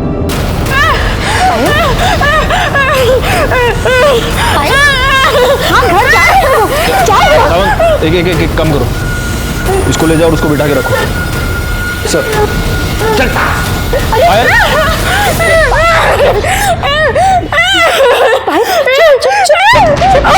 गायकवाड़, कहीं यही तो वो नहीं है जिसने? लेकिन सर सावंत ने तो कहा कि 7 दिन पहले इसने काम ज्वाइन किया। हाँ लेकिन ऐसा, एक मिनट, ऐसा हो सकता है कि जिसने भी पायल के साथ ये किया है उसके चेहरे पर पेंट या चूना लगा हुआ होगा। हो सकता है सर, और शायद इसी वजह से मजदूर को नॉर्मल हालत में देख के बच्ची पहचान नहीं पा रही होगी। क्या पूरा आटा गिरा? पानी ला पानी। अरे क्या हुआ? एड़ी हो गई क्या तू? हाँ कुछ भी मत बोल, समझे क्या? फिर तुम्हें उस दिन आटे में लिपटा देकर पायल चिल्लाई क्यों? अरे मुझे क्या मालूम क्या कुछ चिल्लाई हुआ? लेकिन मुझे मालूम है, आज पुलिस स्टेशन में भी उन लोगों ने एक आदमी को पकड़ा था जो पेंट में लिपटा हुआ था और पायल उसे देखकर चिल्लाई। ऐसा हो सकता है कि जिसने भी पायल के साथ ये किया है उसके चेहरे पर पेंट या चूना लगा हुआ होगा और पायल तुम्हें ही देखकर चिल्लाई थी, और तभी मैं समझ गई कि पायल के साथ ये गंदा काम तुमने ही किया है। पागल, हाँ? मेरे पे ऊपर आटा गिरा था क्या नहीं? और रोज गिरता है मेरा अंदर आटा। एक बात बताओ, जब भी तुम चक्की से आते हो और आटे में लिपटे हुए होते हो वैसे ही दिखते हो कि नहीं? और तभी मैं सोचूं कि आजकल नहा धो के क्यों आ रहे हो? देख तू परेशान है, मेरे को मालूम है पायल को लेके, उसके लिए मेरे ऊपर इल्जाम मत लगा, मेरी भी बेटी है वो। मैं इल्जाम नहीं लगा रही हूँ, तुमने ही पायल के साथ गंदा काम किया है। हाँ, और तभी मैं सोचूं कि उसे मारने की बात क्यों बोल रहे थे? मार देते ऐसे, खत्म कर देते ताकि तुम पकड़ा ही ना जाओ। एक और लो, खूब टिकट आए सर, बस बस। अरे तो क्या हुआ, लो लो एक बस है सर, बस। क्या तुम भी गायकवाड़? कोटवारी कंस्ट्रक्शन साइट पर एक लड़की की लाश मिली है।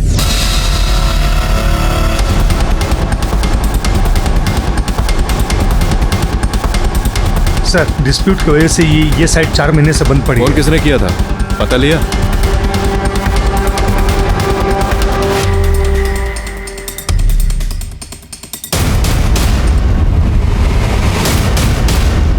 ये हटाना जरा। गले पर निशान भी है और सूजन भी, लगता है गला दबाकर मारा गया है। कपड़ों की हालत देखकर लगता है कि इसके साथ जबरदस्ती हुई है। सर लाश की हालत देखकर तो लगता है मर्डर कम से कम 2 से 3 दिन पहले किया गया होगा।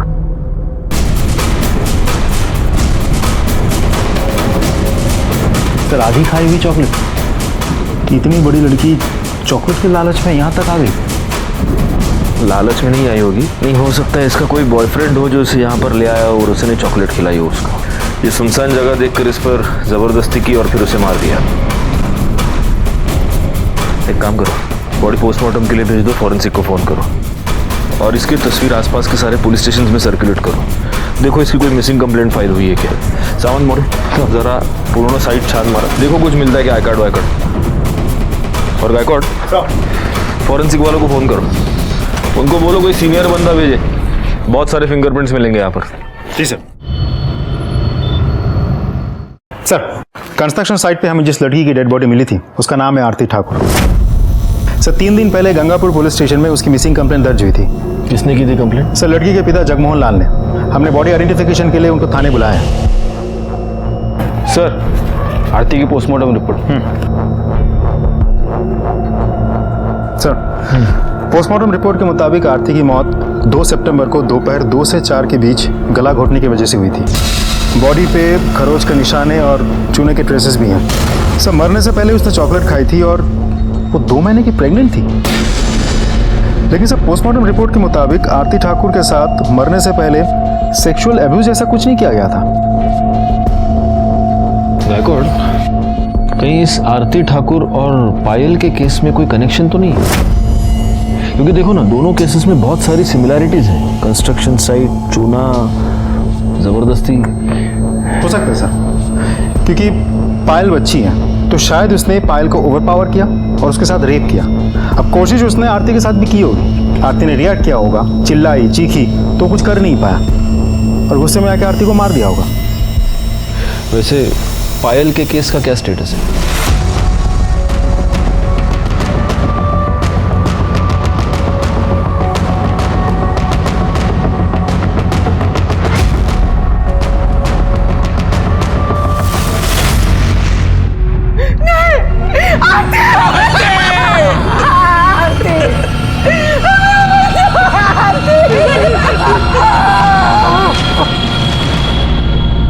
मेरे बच्चे को मेंटल प्रॉब्लम था।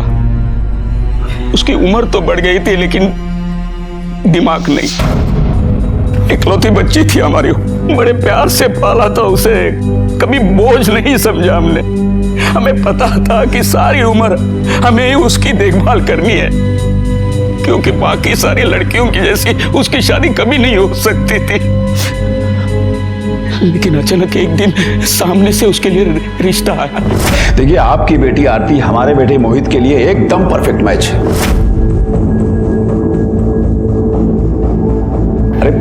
अरे हमें पता है आपकी बेटी में थोड़ा बचपना है ना, कोई बात नहीं। हमारा बेटा मोहित भी तो कुछ ऐसा ही है। उसके बाद भी आपको लग रहा है कि दो कमजोर दिमाग के लोग एक मजबूत परिवार बना सकते? हाँ, क्यों नहीं। और ऐसे एक नहीं कई एग्जाम्पल्स हैं जहां दो मेंटली अनस्टेबल लोगों ने एक हेल्दी बच्चे को पैदा किया है। और ऐसा मैं नहीं कहता हूं, डॉक्टर्स का कहना है। एक बात तो आप मानेंगे, ये दोनों बच्चे आपस में एक दूसरे को जितना समझेंगे ना, उतना हम इन्हें नहीं समझ सकते। एक बार नॉर्मल इंसान को इनसे प्रॉब्लम हो सकती है, लेकिन इन दोनों को आपस में कभी कोई प्रॉब्लम नहीं होगी। हमने भी सोच लिया कि एक बार कोशिश करके देखें। और धर्मचंद जी कोई ऐसी वैसी तो हस्ती थी नहीं, बड़े बिजनेसमैन थे, बड़ी फैमिली थी उनकी, बड़ा बेटा, बड़ी बहू, पोतियां, दुनिया देखी थी उन्होंने। तो हमें लगा वो सही होंगे। तो आपने आरती की शादी करवा दी? करवा तो दी, लेकिन बाद में हमें लगा कि हमने बहुत बड़ी गलती की है। 2 बार वो ससुराल से बिना बताए भागकर हमारे पास आए। पापा, वो लोग बहुत गंदे लोग हैं। वो मेरे को क्या बोलते पता है? तू मोहित के साथ गंदी बातें कर, उसके साथ सो जा। मैंने बोला नहीं, मैं बहुत अच्छी लड़की हूँ, मैं नहीं करूँगी। पापा मैंने सही किया ना? बोलो ना, मैंने सही किया। तुमने मना क्यों किया? मोहित बहुत अच्छा लड़का है। नहीं नहीं नहीं, वो अच्छा लड़का नहीं है। मैं अच्छी हूँ, मैं उसके साथ खेलती हूँ ना, तभी वो अच्छा रहता है। मैं अपने कमरे में सोती हूँ ना, मेरे को बोलता ये मेरा कमरा है, इधर से चली जा। मैं क्यों सो उसके साथ? मैं नहीं रहूंगी।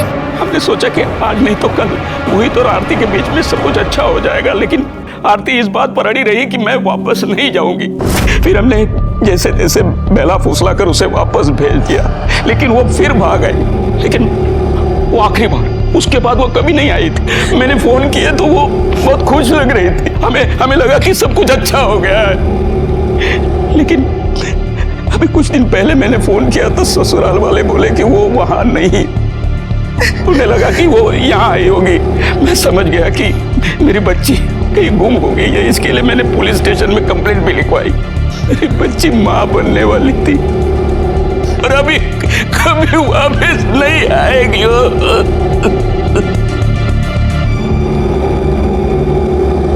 देखो, तुम लोगों में से कोई भी इस लड़की को जानता है तो अब भी बता दो, बाद में मौका नहीं दूंगी।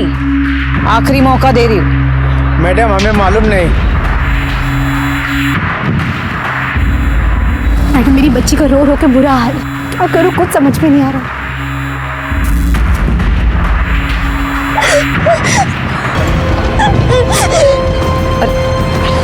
पायल रुक बेटा। पायल, पायल रुक। क्या हुआ? मैडम, पायल बहुत परेशान हो गई है, मैं उसे घर ले जाके थोड़ा आराम करने देती हूँ। देखिए, आप उसको लेके जा सकते हैं, लेकिन उससे पहले इसे पुलिस स्टेशन चलना पड़ेगा। ये क्या रोज रोज का नाटक लगा रखा है? मेरी बच्ची के साथ गलत हुआ है, जिसने गलत किया उसे तो आप लोग पकड़ नहीं रहे, लेकिन हम लोग को रोज रोज हाजिरी लगानी पड़ रही है। देखिए ये प्रोसीजर चल पाया, आज इनका नाटक खत्म कर ही देते हैं। साहब बहुत हुआ साहब, हमें और जांच नहीं करवानी है, हमें अपना केस वापस लेना है। केस वापस लेना है? हाँ साहब। हम उस आदमी को ढूंढने की कोशिश कर रहे हैं जिसने आपकी बच्ची के साथ। मेरी पायल अभी बहुत छोटी और उसे ऐसे गली गली घुमाना नहीं होगा सर। देखिए हमें ये करना पड़ रहा है क्योंकि हम उसे ढूंढने की कोशिश कर रहे हैं। क्या आप ये नहीं चाहते कि उसे सजा हो? साहब क्या फर्क पड़ जाएगा साहब, वो पकड़ा जाए, उसे सजा मिले ना मिले साहब। पहले भी साहब इसकी शादी नहीं होने वाली थी, अब तो इतनी बदनामी हो गई है कि अब तो हो ही नहीं सकती ना उसकी शादी साहब। नहीं साहब, बच्ची है साहब, भूल जाएगी साहब, वो भूल जाएगी साहब। भूल जाएगी? मुझे यकीन है कि अभी अगर पायल बोल पाती तो ये यही बोलती कि उस आदमी को सजा मिलनी चाहिए, वो पकड़ा जाना चाहिए। क्या तुम चाहती हो कि वो आदमी ऐसे खुला घूमता रहे और पायल जैसी बच्चियों को अपना टारगेट बनाता रहे? देखो मैं तुम्हारी तकलीफ समझता हूं, लेकिन मैं रिक्वेस्ट करता हूं प्लीज प्लीज हमें थोड़ा सा टाइम और दीजिए प्लीज। हम उसे जरूर पकड़ लेंगे। ठीक है सर।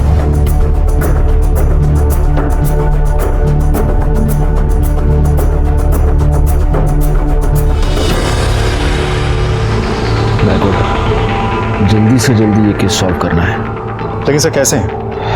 कोई लीड, कोई क्लू हाथ ही नहीं लग रहा है, कैसे सॉल्व करें सर? मिलेगा मिलेगा, कोई ना कोई क्लू तो जरूर मिलेगा। हो सकता है आरती के केस में मिले, हो ना हो इन दोनों केसेस में कुछ ना कुछ तो कनेक्शन है। पायल बोल नहीं सकती, सुन नहीं सकती, आरती दिमागी रूप से बच्ची थी, यानी कि दोनों ऐसे दरिंदे के लिए इजी टारगेट्स थे। पायल पर किसी कंस्ट्रक्शन साइट पर रेप हुआ और आरती की लाश भी हमें मिली एक कंस्ट्रक्शन साइट पर। चूने से लथपथ आदमी को देखकर पायल रिएक्ट करती है, आरती की बॉडी पर हमें चूने के ट्रेसेस मिले। हो सकता है वो आदमी आरती को चॉकलेट का लालच देकर कंस्ट्रक्शन साइट पर ले गया हो, वहां उसने आरती पर जबरदस्ती करने की कोशिश की, आरती ने चीखा चिल्लाया और उसने आरती को मार दिया। एक काम करो गायकवाड़, फॉरेंसिक वालों को पूछो वो जो चॉकलेट का रैपर था उस पर किसी के फिंगरप्रिंट्स हैं क्या? हो सकता है ये किसी सीरियल रेपिस्ट का काम हो।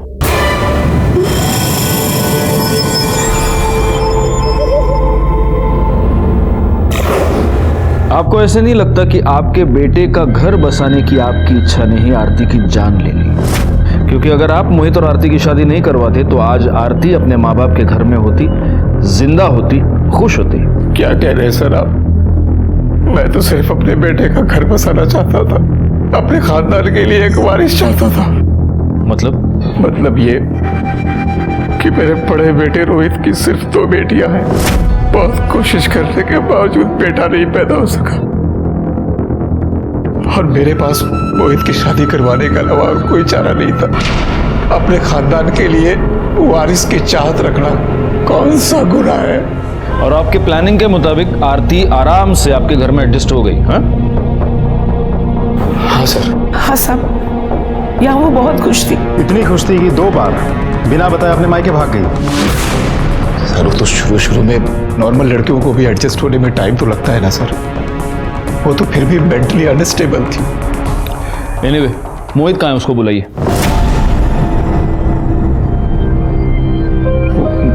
वो तो नहीं है सर। नहीं है मतलब? कहाँ गया?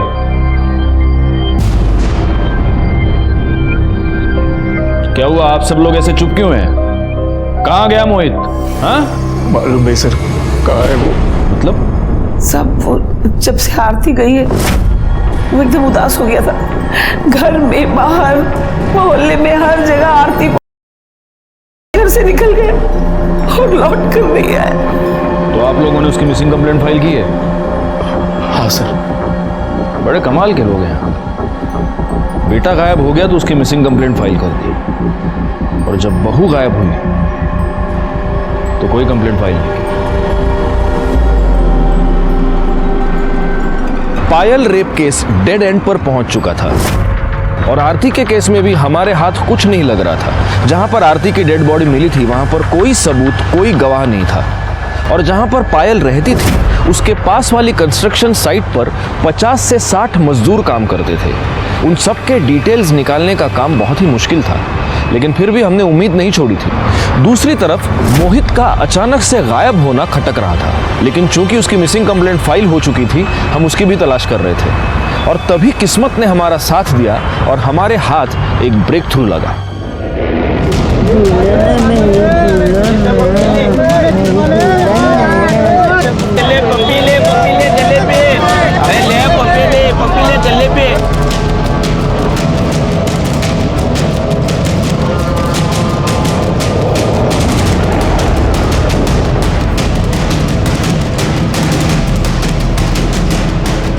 पागल है क्या है?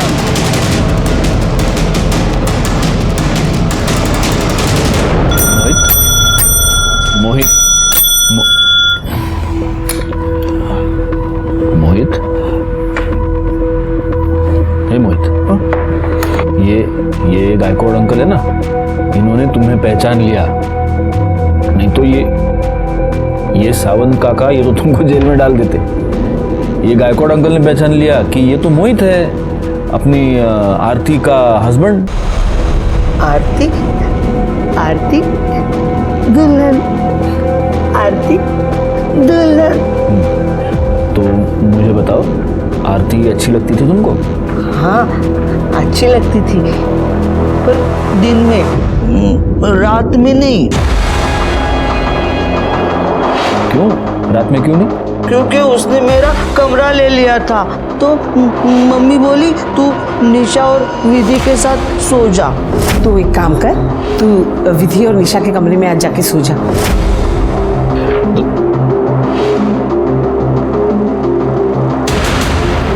मतलब उस दिन के बाद तुम और आरती उस कमरे में साथ में कभी नहीं सोए? लेकिन वो हर रात ना खेल खेलती थी किसी और के साथ। ये खेल बहुत अच्छा है, मुझे बहुत मजा आता है। खेल? किसके साथ? वो मुझे नहीं पता। एक दिन मैं देखने के लिए गया तो मम्मी ने मुझे रोक दिया, बोली तू खेल में डिस्टर्ब मत कर। तू यहाँ क्या कर रहा है इस समय? मम्मी मुझे अंदर जाना है, अंदर आरती किसी के साथ खेल रही है और वो बहुत खुश है। मुझे अंदर जाना है मम्मी, मुझे अंदर जाना है। खोलो ना दरवाजा मम्मी। खुलवा के खोलो जल्दी खोलो ना। लेकिन मेरी एक बात सुन, अगर तू अंदर खेलने गया ना तो फिर मैंने जो वो मोतीचूर के लड्डू बनाए हैं ना, वो मैं विधि और निशा को दे दूंगी, तुझे नहीं दूंगी। जा तू खेल। नहीं मम्मी, मोतीचूर के लड्डू मुझे चाहिए, मुझे वो बहुत पसंद है। दो ना मम्मी मुझे लड्डू, दो ना मोतीचूर के। चाहिए ना लड्डू? तो चल चल चल मेरे साथ। हाँ। तो मैं नहीं गया और मैं विधि और निशा के कमरे में जाके सो गया। हाँ।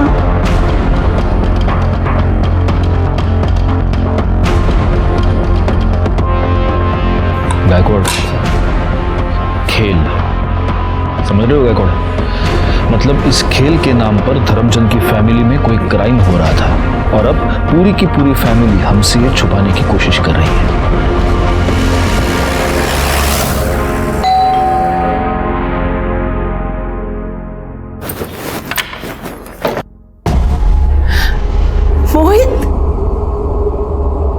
मोहित मेरा बच्चा, कहाँ था बेटा तू? हाँ, कहाँ था? कितनी चिंता हो रही थी हमें तेरी। मोहित बेटा कहाँ था तू?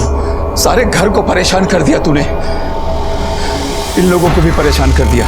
Thank you sir, thank you so much, बहुत बहुत धन्यवाद आप लोगों का। वैसे ये कहाँ मिला आप लोगों को?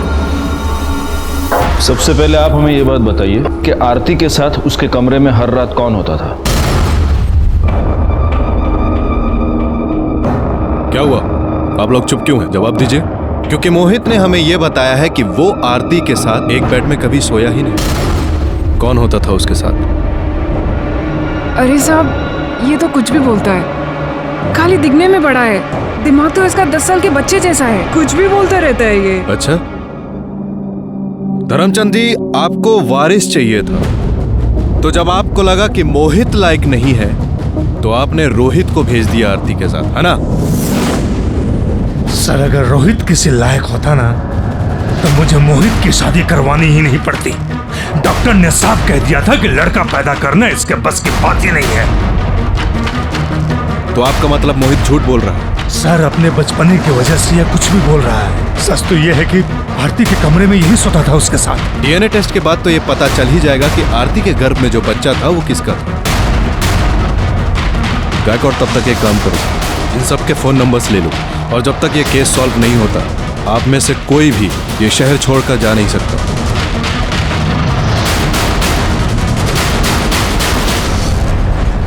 गायकवाड़, इस मोहित की मेंटल कंडीशन ऐसी नहीं है कि वो कोई प्लानिंग व्लानिंग कर सके। जरूर ये घर वाले हमसे कुछ छुपा रहे हैं। मतलब मोहित ने आरती के साथ कुछ नहीं किया, और रोहित को सिर्फ बेटियां हैं, वो बेटा पैदा नहीं कर पाया। तो कहीं ऐसा तो नहीं कि बेटे के लालच में इस धर्मचंद ने ही आरती को प्रेग्नेंट कर दिया हो, या किसी और से करवाया हो? तो आपका मतलब है कि आरती को प्रेग्नेंट करने के लिए उसने किसी को पैसे दिए होंगे? हो सकता है। एनीवे, देखते हैं कि मोहित के डीएनए रिपोर्ट में क्या निकलता है। तब तक एक काम करना, इन सब की मोबाइल लोकेशन निकालो और ये चेक करो कि जब आरती का मर्डर हुआ तब इनमें से कोई उस कंस्ट्रक्शन साइट के पास था क्या? यस सर, पायल के घर के पास जहाँ वो खेलती है वहाँ पर एक घर का रिनोवेशन चल रहा है। सर, वहाँ पे एक मजदूर है, प्रफुल्ल। वो पिछले 1 महीने से काम पे नहीं आ रहा है और उसका फोन भी स्विच ऑफ है। नहीं, लेकिन अगर वो 1 महीने से काम पर नहीं आ रहा है तो ये बात हमें पहले पता नहीं चली। सर, अब तक हम कंस्ट्रक्शन साइट देख रहे थे, घर का रिनोवेशन हमने कंसिडर ही नहीं किया। मम्मी,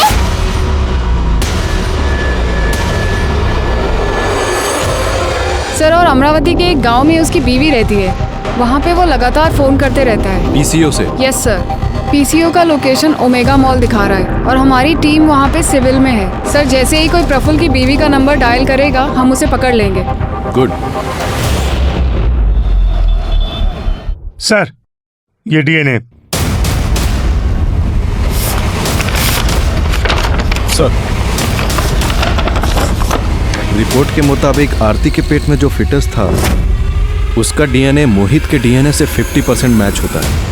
इसका मतलब जिसने भी आरती पर जबरदस्ती की है वो मोहित का ही फैमिली मेंबर है। मतलब ये धर्मचंद हमसे कुछ छुपा रहा है। ये दूसरा लेटर क्या है? सर, मैंने खोला नहीं, इस पर आपका नाम लिखा है।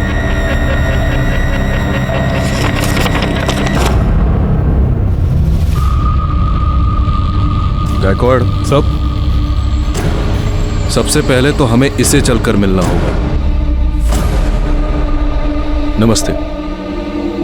आपने इस लेटर में जो कुछ भी लिखा है क्या ये सच है? जी सर, इसमें लिखी हुई हर एक बात सच है। मेरे ससुर हर किसी को दबा के रखना चाहते हैं और सिर्फ उनके हिसाब से यूज करने की चीज है बस, फिर चाहे वो घर का वारिस ही पैदा करना क्यों ना हो। जब मेरी 2 बेटियां हुई तो उन्होंने मुझे और मेरे पति को बहुत गालियां दी और हमें फोर्स किया बेटा पैदा करने के लिए। लेकिन जब मैं प्रेग्नेंट नहीं हो पाई तो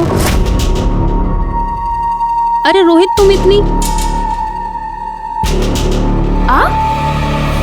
आप इस वक्त मेरे कमरे में? आना पड़ा क्योंकि अब ये काम मुझे ही करना होगा। पहले भी 2 बेटे पैदा कर चुका हूं, इस घर का वारिस भी मुझे ही पैदा करना होगा। आप ये नहीं कर सकते। बात को समझने की कोशिश करो। मुझे अपने परिवार के लिए वारिस चाहिए और वो देना तुम्हारी जिम्मेदारी है। मुझे वारिस चाहिए। मेरी बात को समझिए। मुझे वारिस चाहिए। तो आपके पति ने कभी इस पर ऑब्जेक्शन नहीं लिया? नो सर, वो अपने पापा से बहुत डरते हैं, उनके सामने वो कुछ बोल नहीं पाते। और फिर उसके बाद से मेरे ससुर रोज रात को मेरा रेप करते थे। लेकिन फिर मैंने डिसाइड किया सर कि अब ये और मैं बर्दाश्त नहीं करूंगी। तो फिर क्या किया आपने? मैंने अपनी बच्चेदानी निकलवा दी। और उन्होंने आपको ये करने दिया? नहीं सर, सच बोलती तो नहीं करने देते। मैंने कहा कि डॉक्टर ने कहा इन्फेक्शन हुआ है, यूट्रस निकालना पड़ेगा। अब जब मैं उनके किसी काम की नहीं रही तब उन्होंने मोहित की शादी करने की सोची। कौन है तू? कौन है? मेरे कमरे में क्या कर रही है? तू कौन है और तू यहाँ क्या कर रहा है? ये मेरा कमरा है। चल निकल इधर से। चल निकल। झूठे जा, ये मेरा कमरा है। आंटी ने बोला जा तू। मेरे ससुर के घटिया तौर तरीके अपनाने के बाद भी मोहित और आरती एक साथ बेड पे सोने के लिए नहीं राजी हुए। नहीं, मैं नहीं करूँगा।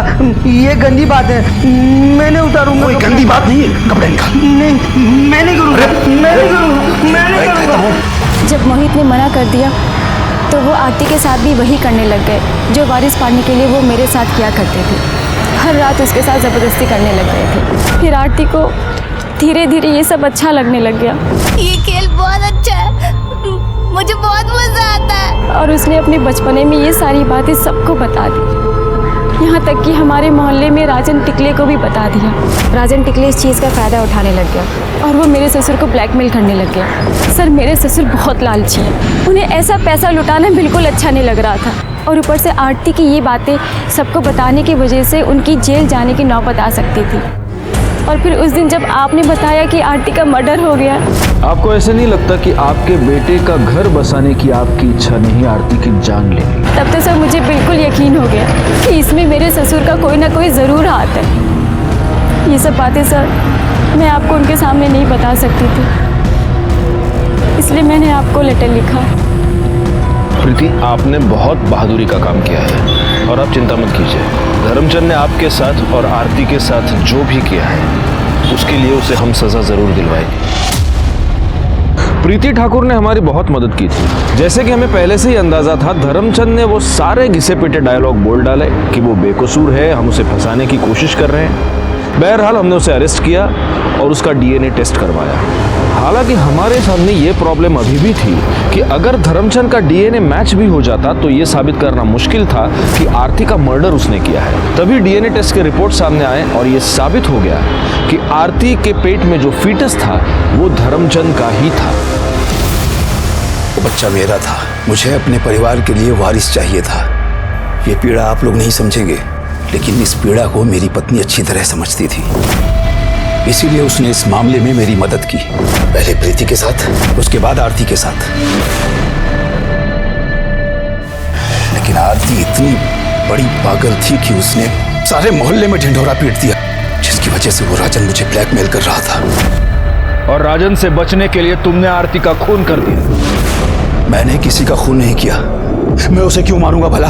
मुझे तो उससे वारिस चाहिए था, जो उसके जाने के बाद अब तो इम्पॉसिबल है। झूठ मत बोलना धर्मचंद, हमारे पास गवाह है। आपका गवाह झूठ बोल रहा है। और वैसे कौन है आपका गवाह? मेरी पत्नी, मेरा बेटा या उसकी पत्नी?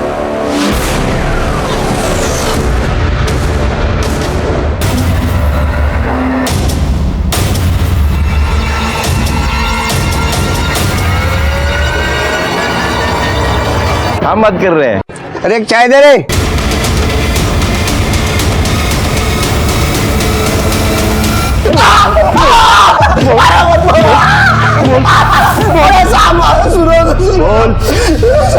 आप जिस लड़की के बारे में बोल रहे हो मुझे जानता भी नहीं साहब। 12 साल की बच्ची को तू लड़की बोलता है, हा? इसका डीएनए टेस्ट करवा। पायल के पेट में जो गर्भ मिला उसे मैच करके देखो। लेकिन तुझे मैं एक बात बताता हूँ, अगर तेरे डीएनए टेस्ट का रिपोर्ट पॉजिटिव आया तो उसके बाद गायकवाड़ तेरे को इतना मारेंगे कि तेरे 2 पैरों पे तू कभी जिंदगी में खड़ा नहीं हो पाएगा। इसलिए मेरी एक सलाह है कि जो भी है अभी सच बता दे, गायकवाड़ का गुस्सा बहुत खतरनाक है। सब बताता हूँ सब। मैं बहुत दिनों से सोच रहा था, वो उधर ही बाजू में खिलती थी गार्डन में, तो मैंने चॉकलेट का लालच देके उसे फंसा लिया सर। मैं जानता था साहब वो गूंगी बहरी है, वो किसी को कुछ बता नहीं पाएगी, इसलिए मैं ये मौका हाथ से जाने नहीं देना चाहता था सर। साहब माफ कर दो, गलती हो गई मुझसे। अब आरती के बारे में बता। आरती को ही तूने मारा ना? आरती को भी चॉकलेट का लालच दिखाकर तू कंस्ट्रक्शन साइट पर ले गया, उसके ऊपर रेप करने की कोशिश की। जब वो चीखी चिल्लाई तो तूने उसको भी मार दिया। सच में मैंने किसी को नहीं मारा साहब। सुनो साहब, आरती के बारे में हम कुछ नहीं जानते साहब। ये तो साबित हो गया कि पायल का रेप प्रफुल्ल ने किया था यह भी साबित हो गया कि धर्मचंद आरती पर रेप किया, पर यह कैसे साबित होगा कि आरती का मर्डर किसने किया? मर्डरर ने कुछ ना कुछ गलती तो की ही होगी। एक काम करो, पता करो कि किसी दुकान पर आरती चॉकलेट लेने गई थी क्या, क्योंकि हो सकता है कि जो मर्डरर है वो चॉकलेट का लालच दिखाकर आरती को अपने साथ ले गया हो। सब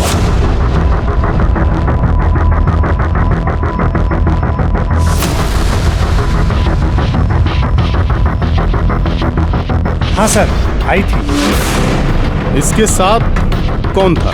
ये आदमी था? ये नहीं था सर। ये नहीं सर। अब हाँ साहब। हमें ये तो पता चल गया कि तुमने आरती का मर्डर किया। क्यों किया? तुमने आरती को इसलिए मारा क्योंकि तुम अपने ससुर से बदला लेना चाहती थी। तुम नहीं चाहती थी कि धर्मचंद को उसका वारिस मिले, तुम ये चाहती थी कि धर्मचंद जिंदगी भर वारिस के लिए तड़पता रहे। कैसे मारा उसको, बताओ। उस दिन 2 सितंबर को मैं और आरती घर में अकेले थे। मैंने उसको ये लालच दिया कि मैं उसको उसकी फेवरेट चॉकलेट दिलाऊंगी और अपने साथ लेके चली गई। मुझे ये भी पता था कि कंस्ट्रक्शन साइट बहुत टाइम से बंद पड़ी है। मैंने उसको उसकी फेवरेट चॉकलेट दी और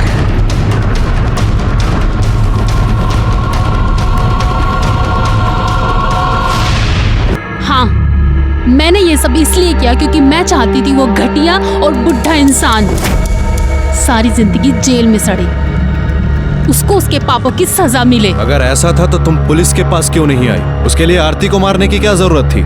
लेकिन तुमने अपने आप को भगवान समझा और उस सारे चक्कर में तुमने एक मासूम लड़की की जान ले ली। हमारी ये थ्योरी गलत साबित हुई कि आरती और पायल के केस के बीच कोई कनेक्शन है। इन दो बच्चियों के बीच सिर्फ एक ही कनेक्शन था कि ये दोनों डिसेबल थी। ऐसे बच्चों के साथ हमें हमदर्दी होनी चाहिए, लेकिन यहाँ पर उन्हें शिकार बनाया गया। प्रफुल्ल ने पायल पर रेप किया और प्रीति ठाकुर ने आरती को धर्मचंद से बदला लेने का जरिया बनाया और धर्मचंद ने वारिस पाने का। जब तक ऐसे अमानवीय लोग हमारे समाज में हैं, ऐसे बच्चों के पेरेंट्स और गार्जियंस को सतर्क रहने की बहुत जरूरत है, क्योंकि ये बच्चे गुनाह की दस्तक को समझ नहीं पाते, उसे आपको समझना है। मैं सीनियर इंस्पेक्टर राजेश यादव आपसे विदा लेता हूं। दोबारा मिलूंगा, तब तक सतर्क रहिए और देखते रहिए क्राइम पेट्रोल दस्तक, क्योंकि मकसद बताना नहीं, बचाना है। जय हिंद। क्राइम पेट्रोल के और भी दिलचस्प कहानी देखने के लिए हमारे चैनल को सब्सक्राइब करें और बेल आइकॉन दबाना न भूलें।